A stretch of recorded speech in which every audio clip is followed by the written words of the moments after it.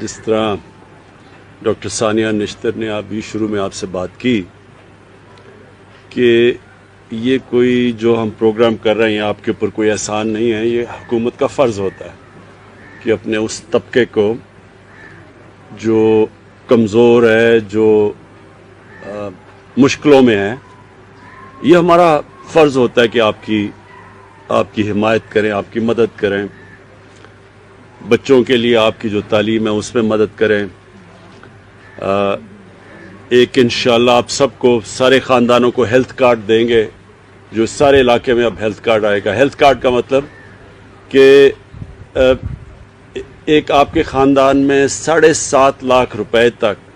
کسی بھی ہسپتال میں علاج آپ کروانا چاہیں تو وہ مفت علاج ہوگا آپ کا، تو وہ ہیلتھ کارڈ یہ سارے اب سب کو مل جائے گا۔ دوسری چیز، یہ جو آج آپ کو ہم احساس کفالت میں جو دے رہے ہیں پیسے، یہ انشاءاللہ آپ کو ملتے رہیں گے تاکہ آپ کی مدد کرتے رہیں۔ لیکن اس کے علاوہ ہم ایک اور پروگرام کر رہے ہیں۔ میں نے ابھی دیکھا 2 نے کہا کہ گھر نہیں ہے۔ ایک قوت ایک بڑا زبردست کام کرنے والا NGO، ان کے ساتھ ہم مل کے ہم نے ابھی تک سب سے کمزور طبقے کے لیے ان کی مدد کی ہے گھر بنانے پہ، تو وہ انشاءاللہ وہ ہم پھیلاتے جا رہے ہیں۔ ایک ہماری نیا پاکستان ہاؤسنگ ہے، وہ بھی ان لوگوں کے لیے، مزدوروں کے لیے جو کبھی اپنا گھر نہیں خرید سکتے، اور دوسرا بھی ہے، انہوں نے کہا کہ ہم 8,000 کرایہ دیتے ہیں، تو انشاءاللہ ہم ایک ایسا سسٹم لے کے آ رہے ہیں کہ بجائے کرایہ دینے کے وہی پیسہ قسطوں میں چلا جائے گا اپنے گھر کے لیے، تو وہ آپ کا بجائے کرایہ دینے کے وہ قسطیں جا کے اور آخر میں گھر بھی آپ کا اپنا ہو جائے گا۔ تو وہ اس کے اوپر بھی ہم پوری کوشش کر رہے ہیں، وہ پروگرام ہمارا شروع ہو چکا ہے، تو نیا پاکستان ہاؤسنگ، اور ساتھ ساتھ نیچے بالکل جو اخوت ہے اس کے ساتھ جو مل کے ہم ابھی تک 5 ارب روپے ان کو 3.5 ارب روپے دے بیٹھے ہیں، مسلسل آگے 10 ارب روپے دیں گے تاکہ وہ بالکل جو مستحق لوگ ہیں ان کو قرضے دیں سود کے بغیر تاکہ وہ اپنا گھر بنا لیں۔ اس کے علاوہ جو ہماری کوشش ہے کہ ہم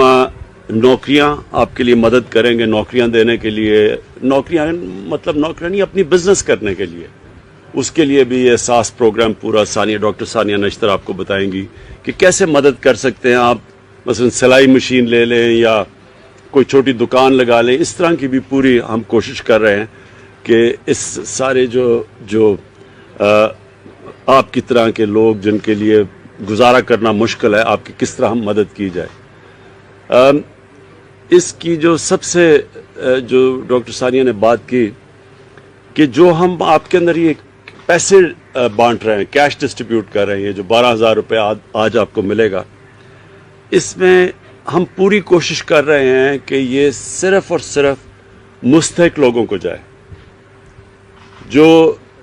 اس ہمارے پروگرام کو جب ہم نے لسٹیں دیکھی تو اس میں بہت سے ایسے لوگ تھے جن کی پہلے نوکریاں تھیں، جو اس کیٹیگری میں آتے نہیں تھے۔ مثلا گورنمنٹ سرونٹس تھے تو پہلے 8,20,000 وہ گورنمنٹ سرونٹ جو بالکل نہیں تھے ان کو نکالا گیا،